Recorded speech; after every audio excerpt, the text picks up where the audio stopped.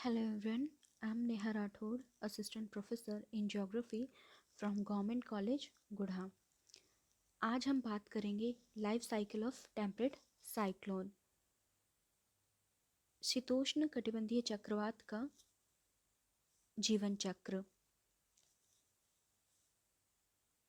Topic को शुरू करने से पहले मैं ये बताना चाहूँगी कि हमने पिछले वाले जो वीडियो है उसमें चक्रवात क्या होता है, चक्रवात के जो दो प्रकार होते हैं उनके बारे में डिस्कशन किया था।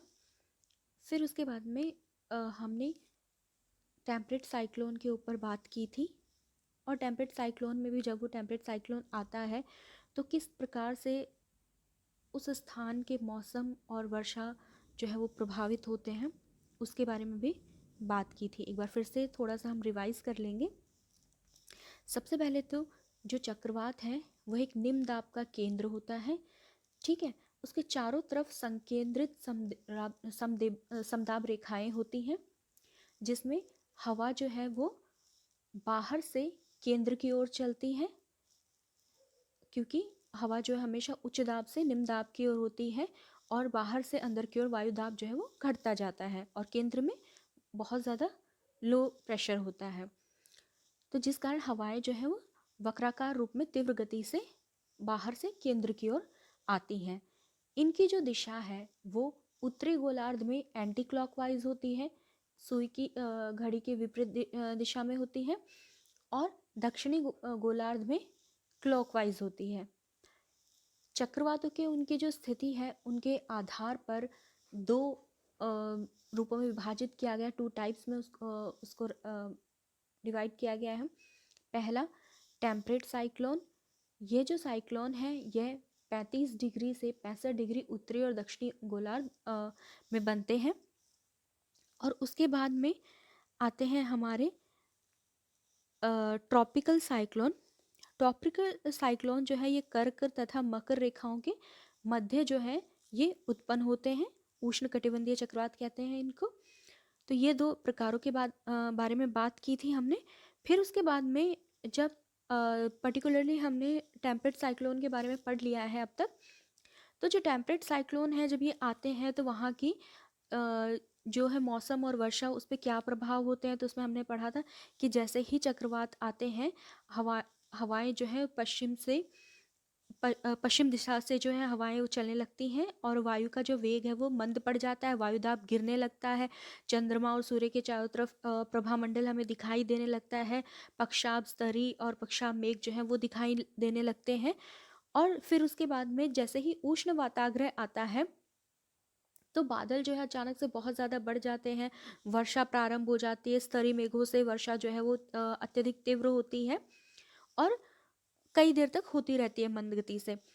उसके बाद में वाम सेक्टर आता है, उष्ण वृत्तांश आता है। उष्ण वृत्तांश के आने पर मौसम जो है वापस से बहुत तेज़ी से बदल जाता है, आकाश जो है वो बादल रहित हो जाता है, साफ हो जाता है और वायु का जो तापमान है वो बढ़ने लगता है।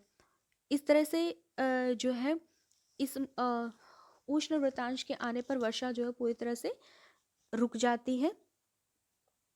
फिर उसके बाद में शीत वाताग्रह आता है। शीत वाताग्रह के आने पर तापमान अचानक से गिरने लगता है, सर्दी बढ़ने लगती है, वायु जो है ठंडी होकर ऊपर जो है ठंडी वायु जो है वो गर्म वायु को ऊपर की ओर धकेलने लगती है। तो यह वाली स्थिति होती है। फिर शीत वाताग्रह से जो है मतलब वर्षा जो है वो प्रारंभ हो जाती है, और जो ये वर्षा होती है काले कपासी मेघों से होती है, क्योंकि यहाँ पर जो हवा है गर्म हवा वो तेज़ी से ऊपर उठती है और यहाँ पर जो बारिश होती है वो मूसलाधार होती है। फिर उसके बाद में अंत में शीत वृत्तांश आता है। शीत वृत्तांश आने पर अचानक से आकाश जो है वो मेघ रहित हो जाता है, बादल पूरी तरह से साफ़ हो जाते हैं, मौसम जो है वो पहले से बिल्कुल साफ़ हो जाता है। इसके बाद में जो है मतलब चक्रवात जो है वो विलीन होने लगता है और वापस से चक्रवात आने से पहले जैसी दशाएं थी वही पुनः स्थापित हो जाती हैं। तो ये बातें जो है हमने पहले वाले वीडियो में कर ली है, बट फिर भी मैंने एक बार रिवाइज करवा दिया है क्योंकि हम इसी टॉपिक को आगे कंटिन्यू कर रहे हैं। अब हम बात करेंगे कि जो चक्रवात होता है, टेम्परेट साइक्लोन है, उसके जीवन चक्र के बारे में। सबसे पहले चक्रवात का जो जीवन चक्र होता है वो क्या होता है।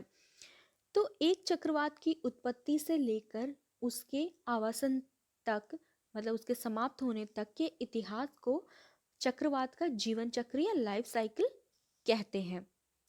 अब यह चक्रवात, क्योंकि यहाँ हम बात करें टेम्परेट साइक्लोन की, तो टेम्परेट साइक्लोन में यह चक्र 6 क्रमिक अवस्थाओं में जो है संपन्न होता है। इसकी 6 स्टेजेस हैं। पहली जो अवस्था है, इस डायग्राम में हम देख सकते हैं कि गर्म तथा ठंडी हवाएं जो है एक दूसरे के समांतर चलती हैं। तो इसमें जो ब्लैक लाइन है, इससे हमने ठंडी हवा को दिखा रखा है, और वाइट लाइन जो है वो गर्म हवा को दिखा रही है। और इसमें जो हवाएं हैं वो एक दूसरे के समांतर चलने लगती हैं, और बीच में आप देखोगे वाताग्रह का निर्माण होता है। एक स्थायी वाताग्रह का जो निर्माण है वो होता है।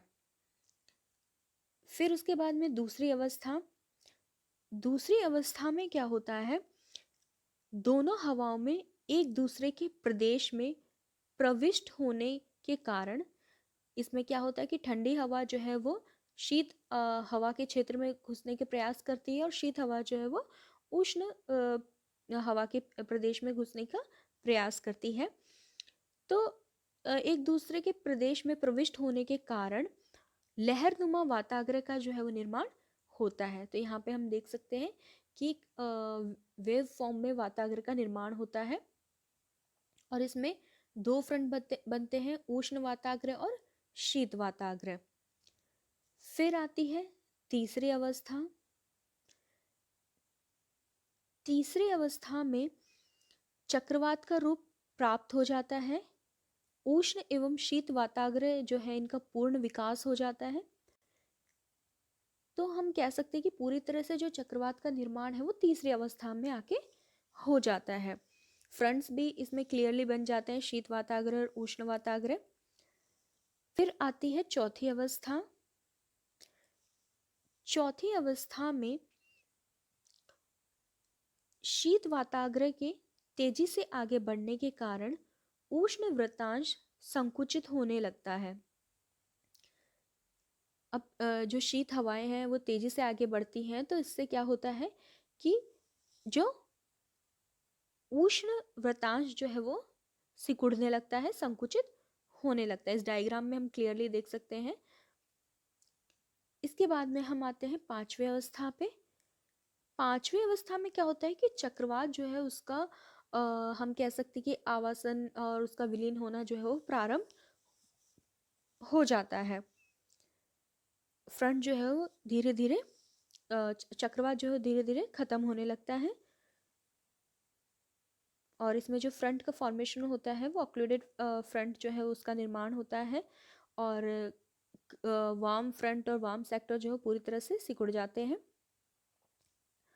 फिर इसके बाद में आती है छठी अवस्था। छठी अवस्था जो है ये अंतिम अवस्था है, और यहाँ पर उष्ण वृत्तांश विलीन हो जाता है और चक्रवात का अंत हो जाता है। तो यह जो टेम्परेट साइक्लोन है उसकी हमने लाइफ साइकिल पढ़ी है, जिसमें 6 स्टेजेस हैं। ये डायग्राम हमें याद रखने हैं, और एग्ज़ाम में क्वेश्चन आने पर पूरे डायग्राम के साथ में हमें सारी अवस्थाएं जो है वो समझानी है। आज के टॉपिक में बस इतना ही। आगे का पोर्शन हम नेक्स्ट वीडियो में कवर करेंगे। Thank you.